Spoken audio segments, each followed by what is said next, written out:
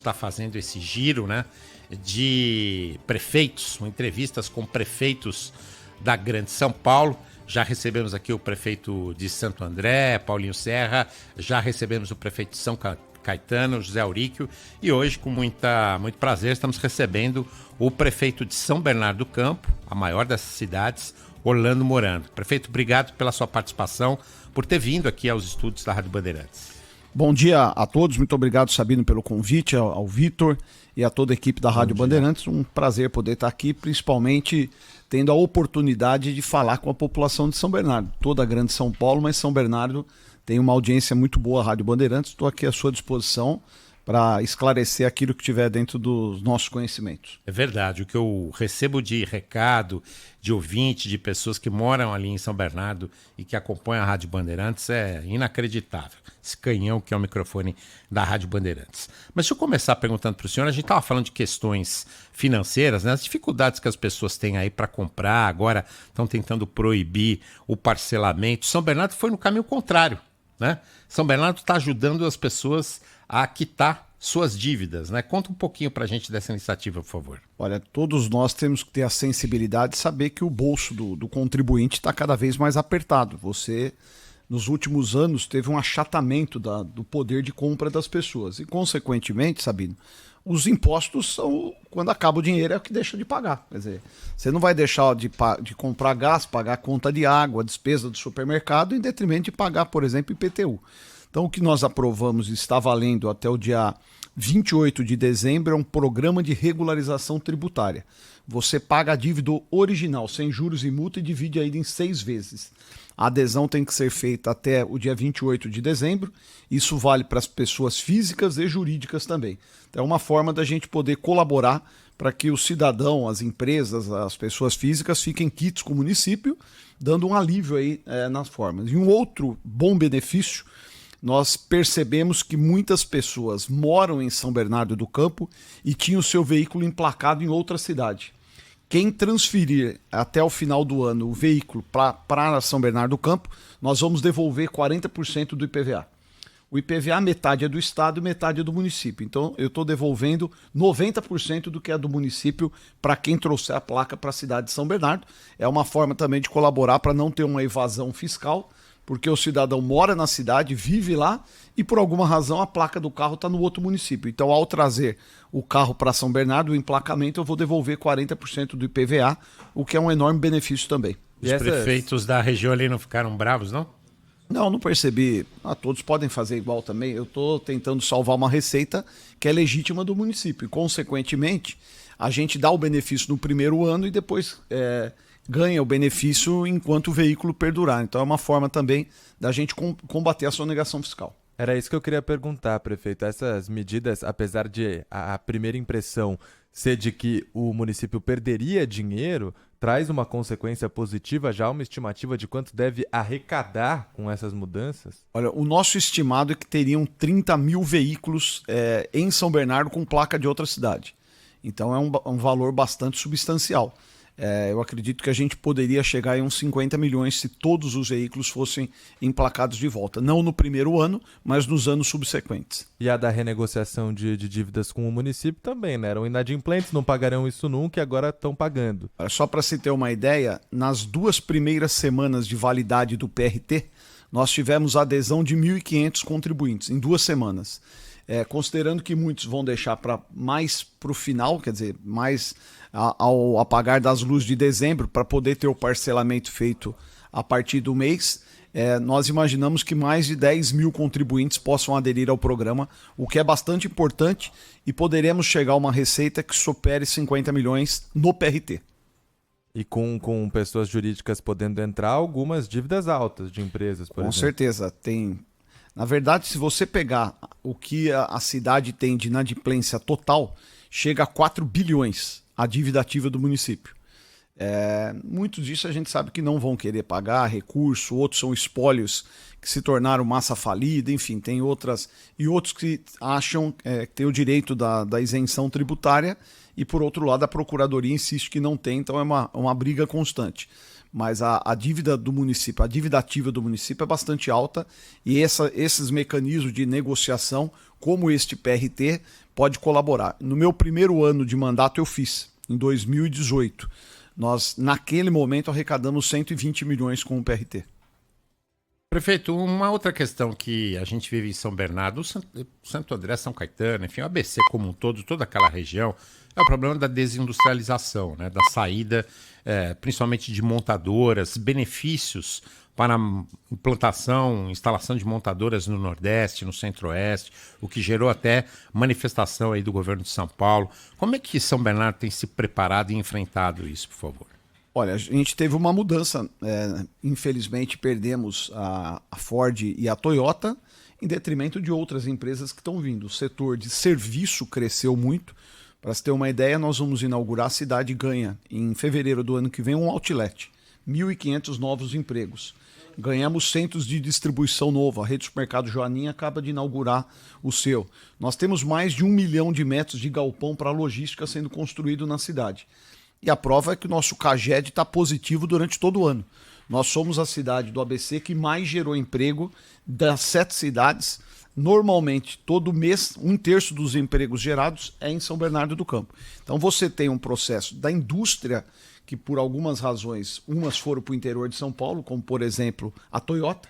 Ela não deixou o estado, ela saiu de São Bernardo e foi para o interior por uma questão de sinergia da própria montadora. E a outra foi a Ford que deixou o Brasil. Essa não deixou São Paulo, essa deixou o país. O que a gente vê de forma muito nociva, Sabino, é a reforma tributária do jeito que está colocada. Na Câmara dos Deputados, nós vencemos não deixando ter um benefício a mais para a Bahia e para o estado de Pernambuco, nada contra nenhum dos dois estados. Mas não é legítimo você ter uma reforma tributária que já nasce com vício. Eles estão prorrogando o benefício. No Senado agora, eles voltaram o benefício. Vamos ver agora como a Câmara vai se posicionar. O que nós queremos não é nada diferente. Eu acho que tem que ter a mesma forma tributária para todos os estados da federação. Não faz nenhum sentido. Isso é altamente nocivo. Pode chegar a 18% mais barato você produzir um carro em Pernambuco, na Bahia, em detrimento de produzir no São Paulo, Rio Grande do Sul e outros estados da federação. Então, isso é preocupante. Isso sim, se for mantido, pode gerar um enorme prejuízo a indústrias, principalmente a indústria automobilística do Grande ABC, no caso de São Bernardo e São Caetano, que são as duas cidades que têm montadoras. São 10 horas e 49 minutos e nós estamos recebendo os nossos estudos, você que ligou o rádio agora, o prefeito de São Bernardo do Campo, Orlando Morando. Prefeito, como é que está lá o transporte coletivo em São Bernardo? A gente viu essa iniciativa de São Caetano de definir tarifa zero. A gente sabe que não é tão fácil assim, numa cidade muito maior como é São Bernardo, é mais simples em São Caetano. Mas como é que o senhor está acompanhando isso? Porque lá o número de passageiros aumentou em 127%, né, depois da definição da tarifa zero. Olha, hoje nós transportamos diariamente 200 mil passageiros dia. E o município não paga subvenção. O que nós pagamos... Não paga subsídio? Não paga subsídio. Hoje o sistema lá é autossustentável. O que nós pagamos é a gratuidade para o idoso dos 60 aos 65. A lei federal garante dos 65 para cima. Nós pagamos dos 60 aos 65 em torno de 3,5 milhões por mês. É a única despesa que nós temos com o transporte coletivo. Eu entendo que é um modelo correto. Se você tem recurso sobrando, eu acho que tem bastantes outros investimentos que possam ser feitos. Por que, Sabino, eu penso dessa forma? Paga quem usa. Quando você oferece a tarifa zero, quem não usa o transporte também está pagando, porque é fruto dos impostos provenientes. Mas é uma decisão pessoal de cada município. É óbvio que numa cidade menor o custo é muito menor, o impacto é muito pouco. Você imagina em São Bernardo, uma conta rápida eu precisaria em torno de 400 milhões de reais por ano para subsidiar o transporte. Quer dizer, o município não tem esse volume de arrecadação disponível sobrando para custear isso. Eu acho que o transporte como um todo tem que ser reavaliado, principalmente sobre o quesito da qualidade. Eu acho que o maior investimento é ter ônibus de qualidade, ônibus com ar-condicionado, uma estrutura de transporte cada vez melhor. Até porque você tem os aplicativos hoje que são forte concorrente. O aplicativo de veículo em São Bernardo não é autorizado o transporte em motocicleta, é proibido, tanto que nós notificamos tanto o 99, o táxi 99 e o Uber não é permitido o transporte sobre motocicleta, fazer o transporte de passageiros. Uma questão de segurança do próprio usuário. Agora, se você não tem um transporte eficiente, com qualidade, nós investimos em corredores de ônibus. Eu entreguei 8 corredores de ônibus, 2 novos terminais rodoviários, que você tem que dar qualidade, caso contrário o passageiro migra. E os aplicativos hoje, se você dividir um carro em 3 pessoas, não fica muito diferente o valor da tarifa. Então, daí ter mais qualidade cada vez mais para que o transporte coletivo possa ser atraente. Aliás, a gente sabe que tem aquela linha 20 que chegaria a Santo André, está pendente no site, se fala muito tempo dela. E em São Bernardo, tem algum projeto para se chegar ao metrô? Tem. A linha 20 rosa, inclusive, foi o primeiro recurso aportado para o governo do estado, foi uma emenda da minha esposa, a deputada Carla Morando. É uma linha que está sendo pensada, já tem um projeto funcional e nós esperamos que o governador Tarcísio de Freitas possa ainda neste mandato dar o início. Eles estão buscando uma parceria público-privada. É altamente viável. Essa linha sairia de Santo André e iria até a Lapa. Ia ser uma das maiores linhas de metrô. Já está dentro do plano diretor do metrô de São Paulo, que é conhecida como a linha 20 rosa, passaria Santo André, São Bernardo e cruzaria até o outro extremo da cidade de São Paulo. Um edital, a promessa do governo é que o edital já seja lançado para começar até o fim dessa gestão. E aí, ainda sobre a questão do transporte, São Bernardo é a mais populosa e a única das 3 do ABC mesmo que não tem uma estação, exatamente. Eu queria perguntar para o senhor, solucionaria muitos dos problemas, se é assim que a gente pode dizer, porque a gente conversando com todos os prefeitos, né, do ABC, é muito conurbado por ali, né? As pessoas vão e voltam não só a capital paulista, mas entre as cidades. Até o exemplo que o senhor usou do emplacamento de veículos mostra isso, né? Muitas pessoas trabalham em um município, acabam morando em outro. O que o senhor acha que seria o principal benefício para São Bernardo da chegada do metrô? Olha, primeiro está comprovado que o transporte mais eficiente é o transporte sobre trilhos. As outras cidades, desde Rio Grande da Serra até São Caetano, o trem da CPTM atende essa cidade. Só que atende um lado da cidade, não atende o outro. O que nós já temos, de novo, está em execução, é o BRT, que vai sair de São Bernardo do Campo, chegar até o Tamanduateí, a obra está em execução. Tardia também, teve um atraso, até porque o tema foi levado ao Supremo Tribunal Federal, que era um novo modelo de relicitação que o governador Dória aplicou à época. Então esse já é um benefício, já vai nos dar uma ligação de transporte coletivo direto, porque hoje quem precisa ir à capital tem que pegar o ônibus intermunicipal e ir fazendo baldeação. O BRT vai ser um expresso que sai lá do centro de São Bernardo, do lado do Paço Municipal, passa pela Aldino Pinotti, Lauro Gomes, passa pela Vila Carioca e vai chegar até o Tamanduateí. A linha 20 rosa, sem dúvida nenhuma, vai ser a solução definitiva, porque essa vai nos conectar da cidade de São Bernardo até a capital, onde está o metrô. Aliás, o metrô não conseguiu expandir até hoje. O metrô está limitado dentro da cidade de São Paulo. Ele não conseguiu atingir nenhuma outra cidade.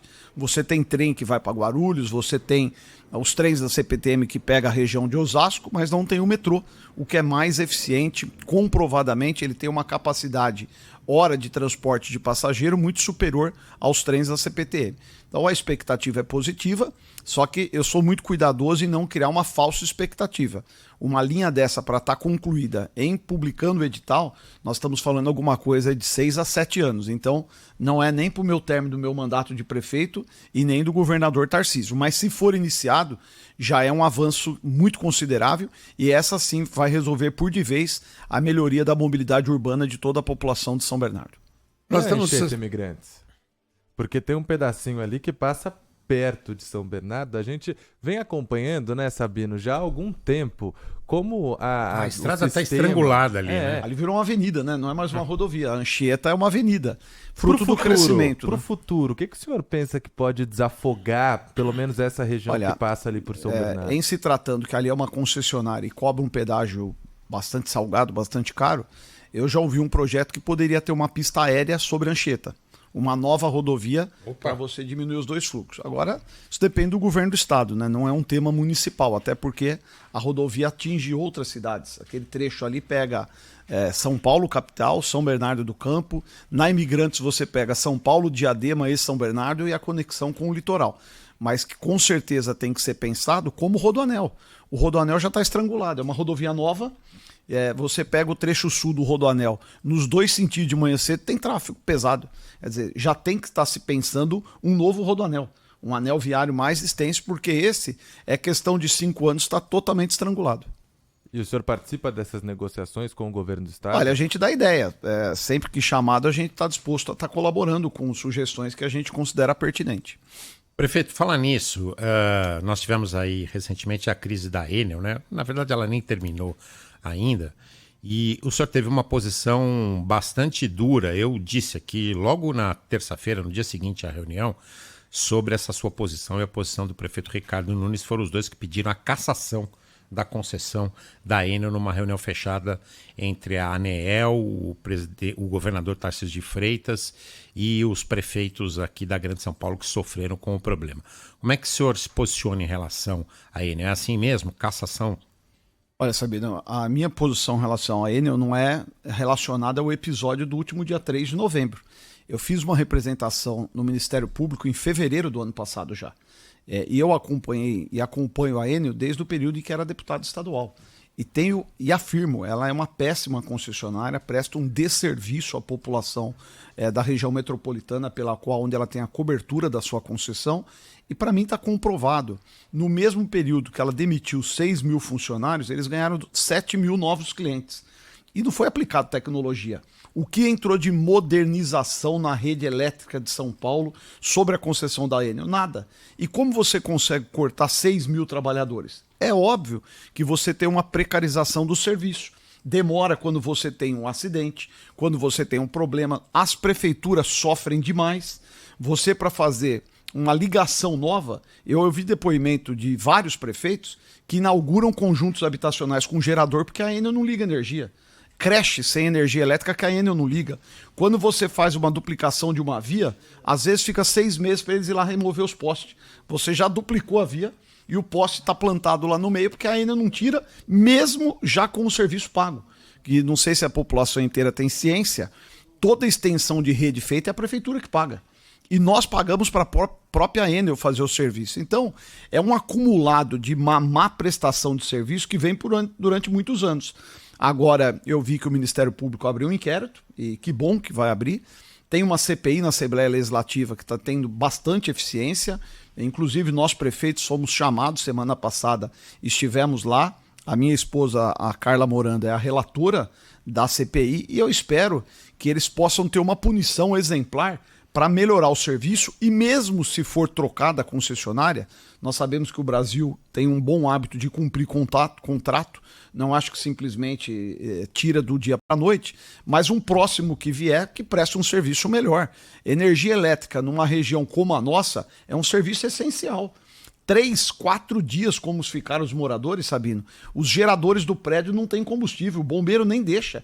Quer dizer, idosos foram impedidos. O direito constitucional de ir e vir foi flagrantemente não cumprido pela Enel, devido ao péssimo serviço que ela presta à população de São Paulo. Então, eu defendo sim que seja alterada essa concessão. A ANEEL, a agência reguladora, precisa ser mais eficiente. Eles foram também covardes nesse quesito junto à Enel, porque é o órgão que tem que punir, é o órgão que tem que multar, e simplesmente foi feito um descaso com relação à Enel aqui no estado de São Paulo. Então nós esperamos providências. O governador Tarcísio foi muito incisivo, tem nos ajudado muito. Aliás, este final de semana que tinham fortes rajadas de vento prevista, chuva, granizo, o governador atento trocou mensagem comigo durante o feriado inteiro, final de semana, exatamente com a responsabilidade que ele tem de governador de São Paulo. Nós esperamos que a Enel possa ter um pouco mais de responsabilidade e não mantenha o descaso que ela tem com toda a nossa população. Prefeito, os nossos ouvintes participam das entrevistas também com questionamentos, como o senhor disse no começo aqui, uma audiência gigantesca da Rádio Bandeirantes em São Bernardo do Campo. Um ouvinte mandou uma pergunta aqui, e se você que está nos acompanhando também quer esclarecer algo com o prefeito de São Bernardo do Campo, Orlando Morando, é só mandar aqui para o nosso 11 999 048756. Bom dia, time da Bandeirantes. Aqui é Edson Fávero de São Bernardo do Campo. Queria aproveitar aí a visita do nosso prefeito Orlando Morando, fazer um questionamento a ele.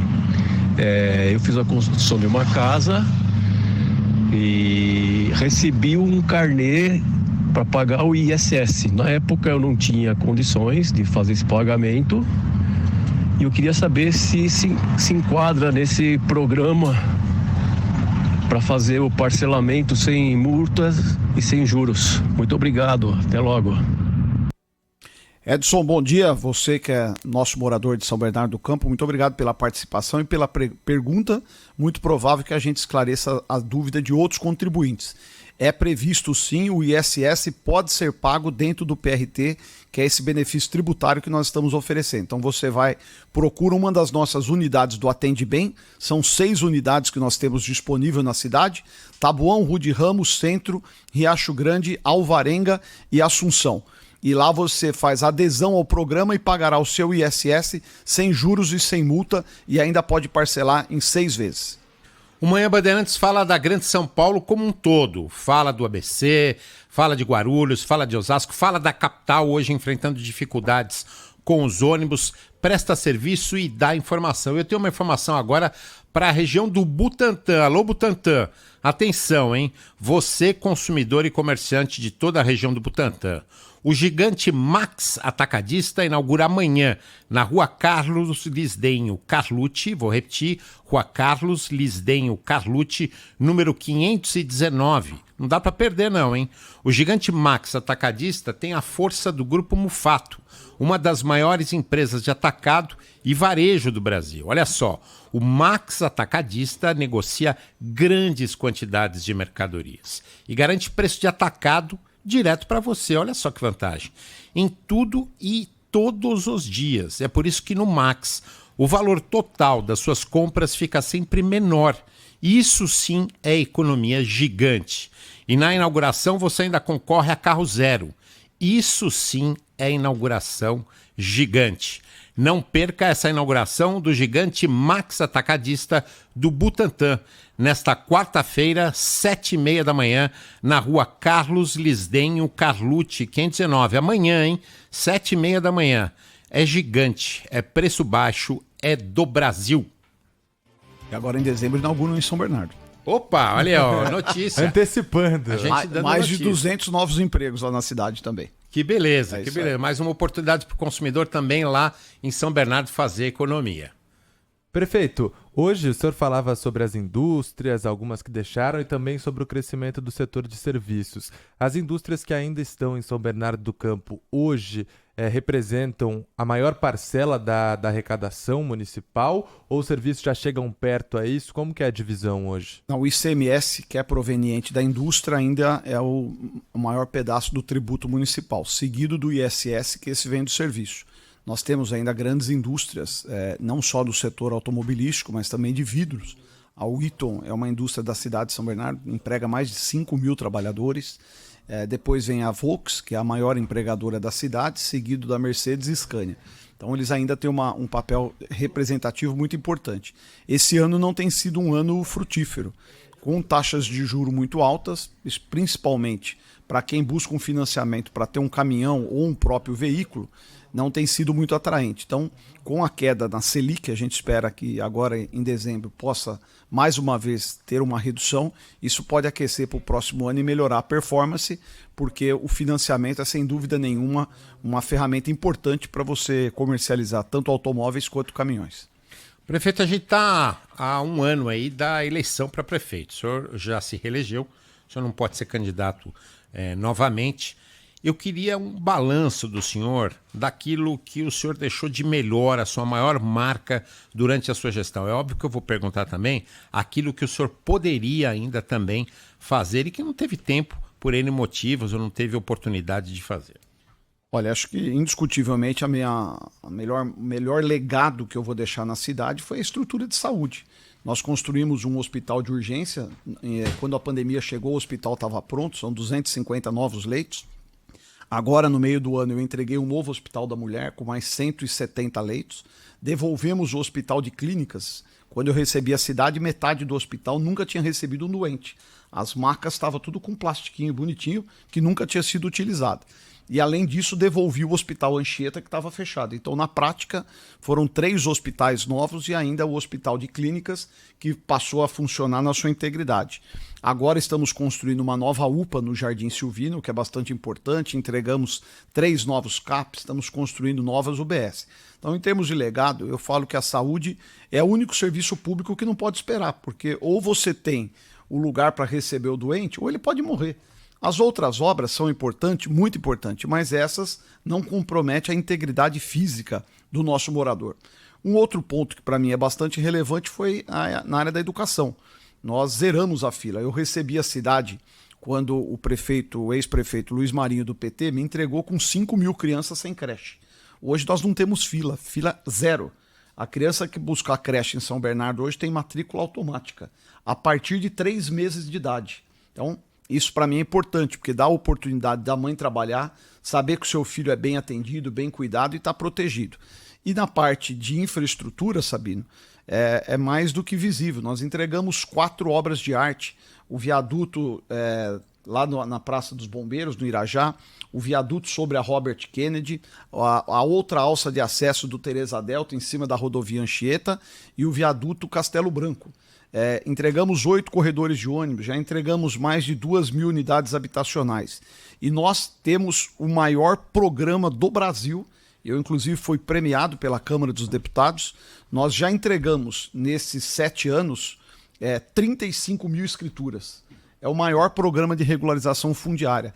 É mais do que a cidade de São Paulo, não a título de concorrência, mas, naturalmente, só para fazer um comparativo, São Bernardo tem 810 mil habitantes, a capital tem 11 milhões.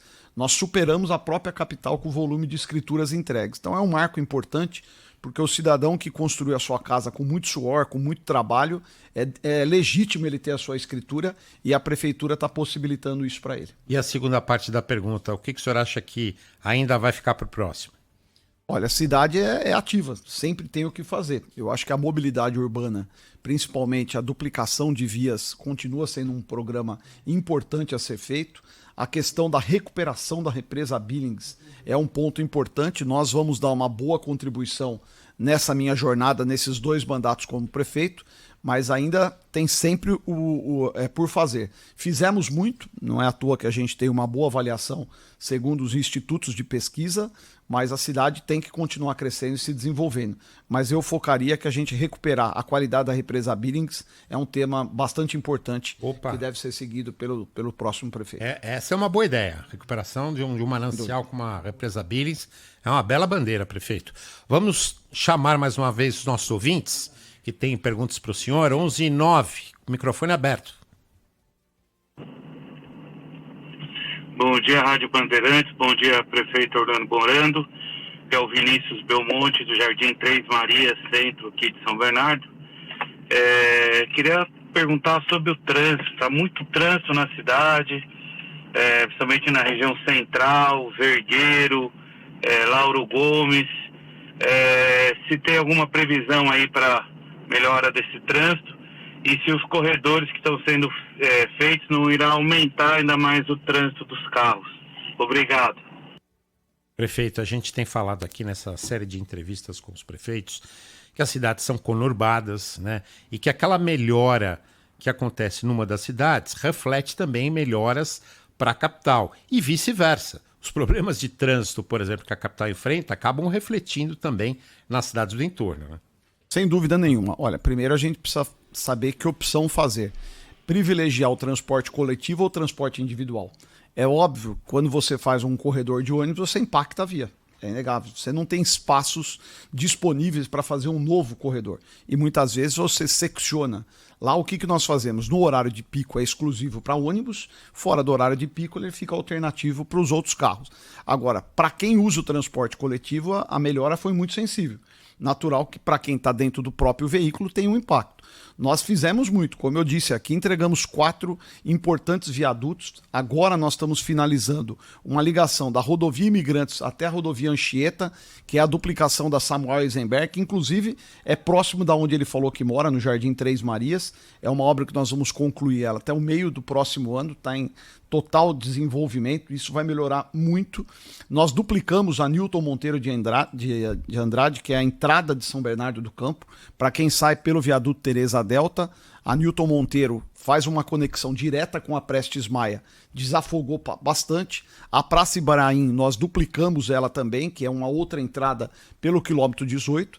Agora, o fluxo de carro não é um problema de São Bernardo. Você percebe que todas as grandes cidades sofrem com isso, é inegável.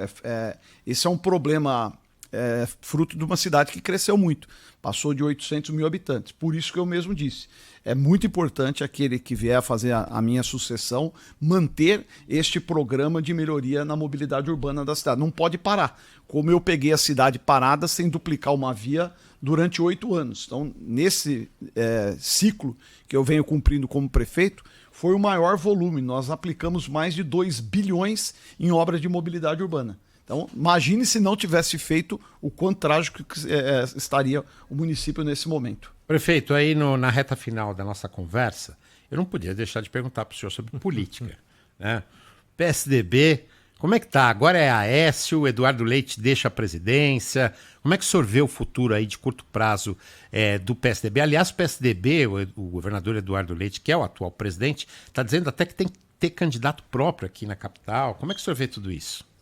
Olha, o Eduardo Leite se posicionou muito mal, né? Nesse período que ele assumiu através de um golpe a presidência do partido, ele é golpista, né? Não tenho nenhuma tolerância com isso. Eu faço parte de um partido que sempre elegeu seus dirigentes pelo voto. Prova que ele é golpista que essa comissão provisória comandada por ele suspendeu as eleições aqui no estado de São Paulo. Deixou os municípios fazer convenção e a convenção estadual não foi feita. Então, ele é um menino que foi criado no iogurte na política, né? Não tem a resiliência que nós temos, o que é muito ruim. Está claro que ele não tem capacidade de fazer a gestão do partido e, na minha opinião, não tem nem condições de presidir o partido, muito menos de ser candidato a presidente. Haja visto que o estado pela qual ele governa, algumas semanas atrás, estava debaixo d'água e ele veio aqui para São Paulo assistir o show da Ivete Sangalo. Isso não é a posição de um estadista, de quem protege a população. Nós vamos agora eleger uma nova executiva. Ao que tudo indica, o ex-governador Marconi Perillo deve presidir a sigla e dessa forma a gente voltar a debater o partido. O problema, Sabino e Vitor, não é só o comando do partido. O PSDB perdeu a sua essência. O PSDB não fez autocrítica. O nosso eleitor foi mais à direita e a gente insistiu em permanecer no centro. Se você chegar para um dirigente do partido, o PSDB é contra ou a favor da legalização da maconha? Ah, veja bem. E as armas? Veja bem. E o aborto? Veja bem. Eu tenho posição, eu sou contra a legalização da maconha, eu sou contra armar a população, minha posição pessoal, né? Eu sou contra o aborto. Agora o partido não debateu, então ficou em cima do muro, já tinha um partido com fama de muro e piorou muito mais. O que levou a essa derrocada. O nosso eleitor foi mais à direita, e o PSDB insistiu num discurso de centro-esquerda pela qual o eleitor não se adaptou, não quis. Então isso é muito importante a gente debater e o resultado está aí. Nós saímos de um partido que já teve mais de 60 deputados federais para 14. Aqui em São Paulo, eu, quando fui líder do PSDB na Assembleia Legislativa, tínhamos 23 deputados estaduais eleitos, elegeu 9. Isso que ainda tivemos candidato a governador. Então o partido tem que ter a coragem de fazer um debate mais lúcido, mais altivo, para que realmente o eleitor que sempre acreditou nos quadros do PSDB possa voltar a ter a sua identidade, o que eu acho plenamente possível.